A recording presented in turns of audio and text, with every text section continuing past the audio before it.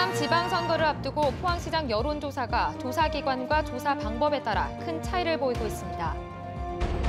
영덕군수 선거전에는 원전건설 백지화에 따른 피해 보상과 대안 사업이 최대 쟁점으로 부상하고 있습니다. 경주시 내단면에 대규모 신재생 에너지 단지가 추진되면서 주민들이 토사 유출과 환경 훼손 피해를 우려하고 있습니다. 여러분 안녕하십니까? 6.13 지방선거를 9일 앞두고 포항시장 후보 지지도 여론조사가 요동치고 있습니다. 이강덕, 허대만 두 후보는 초박빙부터 10% 이상 차이가 나는 결과까지 조사 방법과 기관마다 널뛰기 국면이 연출되고 있습니다. 김기영 기자가 보도합니다.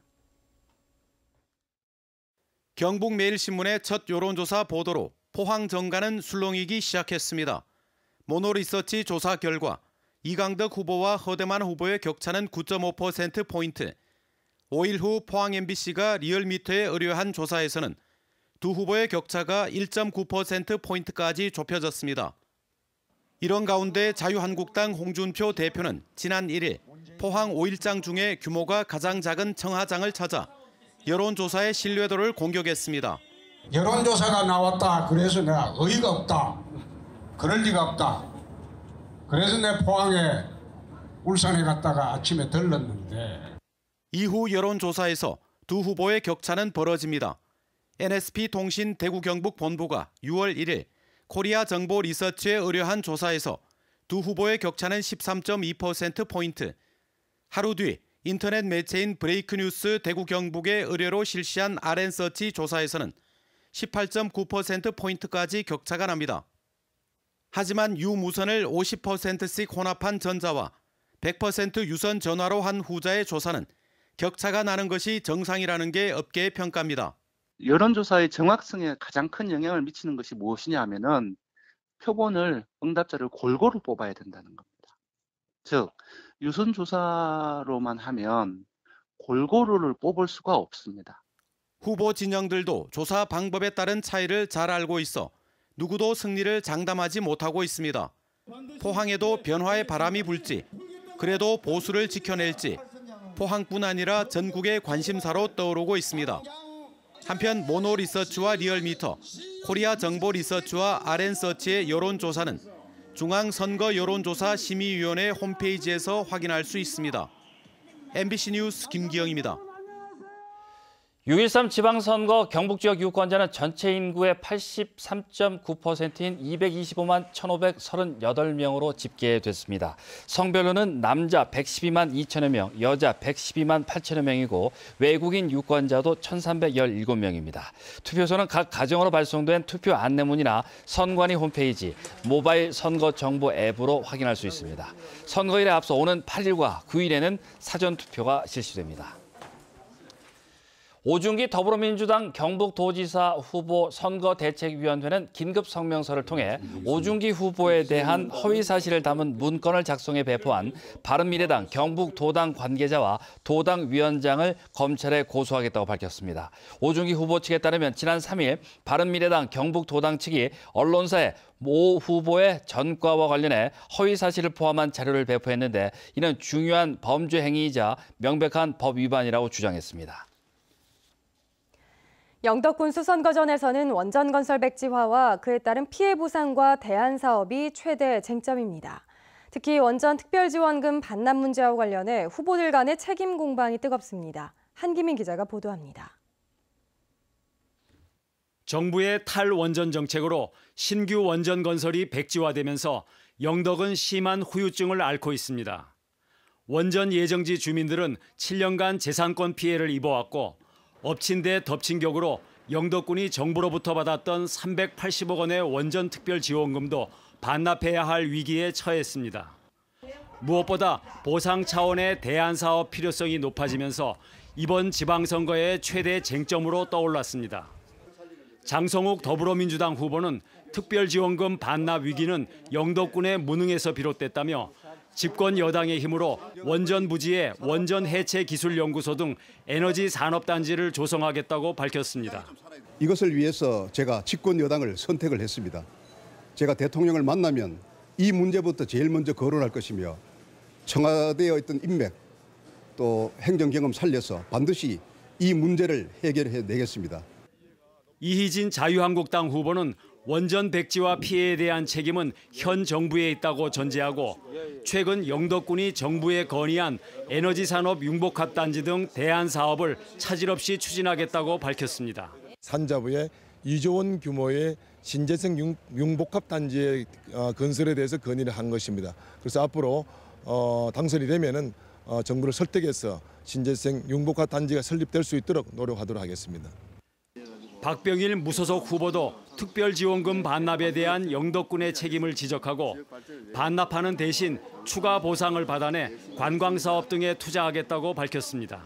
385억을 쓰셔야 좋을 시기에 기회를 놓쳐서 못 쓴 부분인데 저는 드리겠습니다. 드린 대신에 그 이상의 우리 지역에서 보상받을 부분을 더 추가해서 받아내도록 하는 것이 군수 할 일이 아닌가 생각합니다. 원전 백지화 피해에 대한 책임 소재와 보상 문제, 대안 사업 추진 계획에 대해 유권자들이 어느 후보의 손을 들어줄지 관심이 모아지고 있습니다. MBC 뉴스 한기민입니다. 자유한국당 이강덕 포항시장 후보는 오늘 기자회견을 갖고 일자리 경제 분야 공약을 발표했습니다. 이강덕 후보는 북구 두호동 사무소와 동부초등학교, 용도가 끝난 캠프리비 부지를 활용해 특급 호텔 등 민자로 관광시설을 유치하고 남구 상도동 뱃머리 마을에 중소유통 공동도매 물류센터를 건립하겠다고 약속했습니다. 또 방사광 가속기 연구시설을 활용해 신약 바이오 산업을 창출하고 경제자유구역과 블루벨리, 영일만 3사 산업단지로 생산시설이 확대되도록 유도하겠다고 밝혔습니다. 포항 MBC는 오늘 밤 11시 10분부터 105분 동안 포항시장 후보자 초청 선거 방송 토론회를 생중계합니다. 토론회는 더불어민주당 허대만, 자유한국당 이강덕, 바른미래당 이창균 후보가 참석해 포항시정 전반에 관해 열띤 토론을 펼치고 무소속 모성은 손성호 후보는 토론에 이어 연설을 합니다. 오늘 토론회는 포항 MBC 페이스북을 통해서도 실시간으로 시청할 수 있습니다. 태양광과 풍력 등 신재생 에너지단지 조성을 두고 곳곳에서 마찰이 일고 있습니다. 사업이 추진되는 지역은 대부분 주민이 적고 외진 곳인데 주민들은 토사 유출과 환경 훼손을 우려하고 있습니다. 김철승 기자입니다. 울산시와 경계인 경주시 내남면 해발 500여 미터의 산골 마을이 대규모 태양광 발전단지 조성이 재추진되자 시끄럽습니다. 사업주가 마을과 가까운 뒷산에 축구장 10,000개 면적인 20여만 제곱미터의 전기사업 허가를 신청했기 때문입니다. 지난 2016년과 지난해 주민 반발로 무산되었는데도 다시 신청한 것입니다. 주민들은 태양광 대단지가 들어서면 산사태가 우려되고 양봉 등 생업터전은 무너질 수밖에 없다고 주장합니다. 특산물이나 무슨 청정 농산물을 더 이상 지울 수 없는 그런 상태로 바뀌어버릴 것이고 이 동네는 한마디로 망할 수밖에. 사업장 인근 10개 마을 주민들은 경주시를 찾아 사업자만 배불리는 사업이 허가돼선 안 된다고 강조했습니다. 경주시는 허가권은 경상북도에 있다고 밝혔습니다. 이 태양광 발전 사업은 도의 허가사항입니다. 주민들의 반대 의견이 충분히 반영될 수 있도록 우리 시의 의견을 제출하도록 하겠습니다. 포항시와 경계인 산골마을, 경상북도로부터 허가를 받은 사업주가 본격 개발 행위에 앞서 문화재 지표 조사를 위해 나무를 베자 주민들이 반발하고 있습니다. 주민 동의가 없었고 5만여 제곱미터를 훼손하면 토사가 유출될 수밖에 없다고 우려합니다. 태양광 시설을 한다고 산에는 소나무 군락지를 완전히 훼손시키고 비워낸다는 것은 도저히 우리 이 마을 주민으로서는 용납할 수 없습니다. 경주시 외동읍 치술령에도 풍력 발전을 두고 주민들과 사업주가 갈등을 빚고 있습니다. 정부가 신재생 에너지 비중을 높이려 하고 있지만은 막상 현장에선 민원과 갈등이 끊이질 않고 있습니다. MBC 뉴스 김철승입니다. 보물 제62호 경주 선도산 마애불의 오른쪽 바위에서 삼국시대에 새겨진 것으로 보이는 글자가 발견됐습니다. 현재까지 판독된 글자는 가로 5횡, 세로 5열 중 8자이고 훼손이 심해 연호나 간지는 보이지 않았습니다. 명문을 처음 발견한 위덕대 박홍국 교수는 명문의 위치로 보아 마애불과 관련된 명문이고 단석산 신선사 조상 명문과 더불어 우리나라 석불 명문 중 가장 이른 시기에 새겨진 것으로 추정했습니다. 포항에서 사업체를 운영하고 있는 김영신 씨가 평소 119 구급대의 도움을 받아 병원 치료를 받는 등 구급차의 소중함과 대원들의 고마움에 보답하고자 포항 북부소방서에 1억 원을 기탁했습니다. 김 씨는 배우자가 투병 시 병원 진료를 위해 수차례에 걸쳐 119 구급차를 이용했고 얼마 전 아들 며느리의 임박한 출산에도 구급대의 도움을 받는 등 평소 구급대원들에 대한 고마움을 지니고 있었던 것으로 전해졌습니다.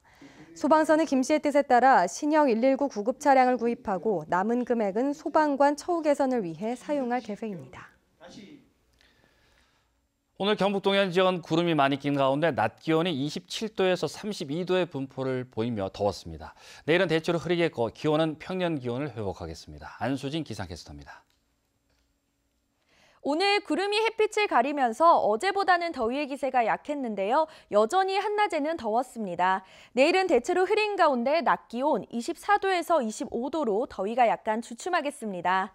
미세먼지는 좋음에서 보통 수준으로 야외 활동하시기 무난하겠습니다. 다만 오존 농도는 나쁨 단계가 예상이 되는데요. 오존은 미세먼지와는 달리 마스크로도 막을 수가 없습니다. 외출 후에는 흐르는 물로 깨끗이 씻고 수분을 자주 섭취해 주시기 바랍니다. 내일 새벽부터 아침 사이에는 곳곳에 안개가 짙게 끼겠습니다. 교통안전사고에 유의하시기 바랍니다. 자세한 내일 날씨 알아보겠습니다. 내일 대체로 흐리겠습니다. 아침 기온 18도에서 22도, 낮 기온은 24도에서 25도입니다. 울릉도와 독도도 흐리겠습니다. 아침 기온 울릉도와 독도 19도, 낮이 되면 울릉도 23도, 독도 21도입니다. 동해상에는 당분간 매우 짙은 안개가 끼겠습니다. 동해 먼바다에는 한때 빗방울이 떨어지겠는데요. 바다의 물결은 동해 중부 해상에서 최고 1.5m, 동해 남부 해상에서 최고 1m로 일겠습니다. 당분간은 별다른 비 소식은 없겠고요. 주 후반으로 갈수록 기온은 더 오르겠습니다. 날씨였습니다. 포스텍과 국방과학연구소는 오늘 대전에서 국방과학기술과 방위산업 발전에 기여하기 위한 교류 협력을 체결했습니다. 협약에 따라 두 기관은 국방과학기술 인력 양성과 학술 교류를 추진하며 국방과학기술과 방위산업 지원과 육성을 위한 공동 연구에 나서기로 했습니다. 비산먼지로 인한 초미세먼지 배출량이 사업장에 이어 두 번째로 높은 것으로 나타나 이에 대한 대책이 시급한 것으로 나타났습니다. 신창현 더불어민주당 의원의 환경부 자료에 따르면 일정한 배출과 없이 도로나 건설공사장 등으로부터 대기로 흩날리는 비산먼지의 양은 연간 11만 4천여 톤이고 이로 인한 초미세먼지는 1만 6천여 톤으로 사업장에 이어 두 번째로 높은 것으로 나타났습니다. 이에 따라 황산화물 등 미세먼지 원인 물질에 대한 규제뿐만 아니라 1차 배출되는 미세먼지 저감을 위해 도로 청소차, 살수차 확대 등의 조치가 시급하다는 지적입니다. 이상으로 포항 MBC 뉴스데스크를 마치겠습니다. 여러분 고맙습니다.